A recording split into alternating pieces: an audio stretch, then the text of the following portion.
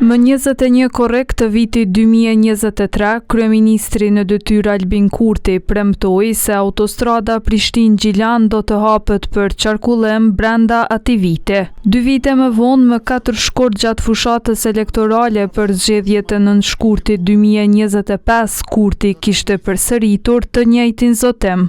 Autostrada e Gjilanit do të bëhet, autostradën do ta bëjmë dhe atë jo vetëm deri në Gjilan, po deri te Dheu i Bardh. Megjithatë, tani që jemi në vitin 2026, puna në këtë rrugë është larg përfundimit. Një projekt tjetër po kaq i rëndësishëm i nisur që në vitin 2016 e i pa përfunduar akoma është edhe rruga Podujev-Prishtinë, për të cilën kryeministri në detyrë zotohet se do të përfundojë në fund të këtij viti.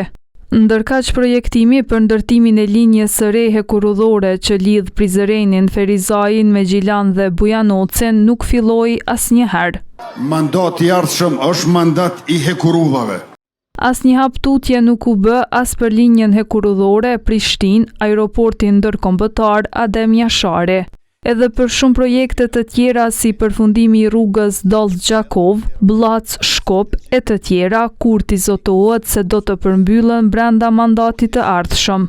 Por projektet kapitale, sipas analistit Lavdim Hamiti, janë pika më e dobët e qeverisë Kurti. Projektet kapitale janë pika më e dobët e kryeministit Albin Kurti dhe qeverisë së tij.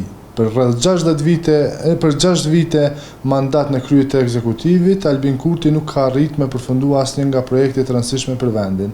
Bëhet fjalë për vazhdimin e autostradave, të cilat kanë qenë vetëm se të filluara me vite të tëra dhe për një periudhë kaq të gjatë nuk kanë arritur me përfundu. Vetë kryeministri Kurti pati deklaruar se me 2023 do të lëshohet në qarkullim autostrada e Gjilanit.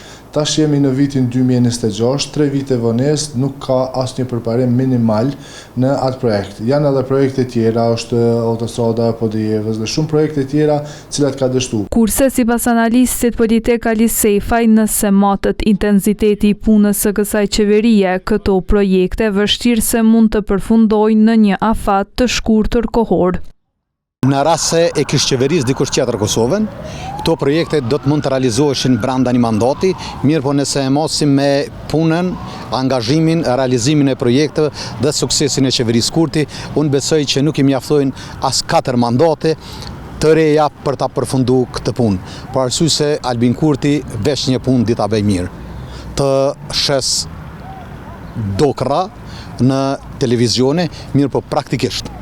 Për 5 vite, populli thot nuk i ka thonë askush puna marë, përveç urës së Badovcit dhe urës së famshme të Saradronit. Së fundi më 7 maj, qeveria në detyrë nisi punimet për rindërtimin e rrugës Kijev-Malishev.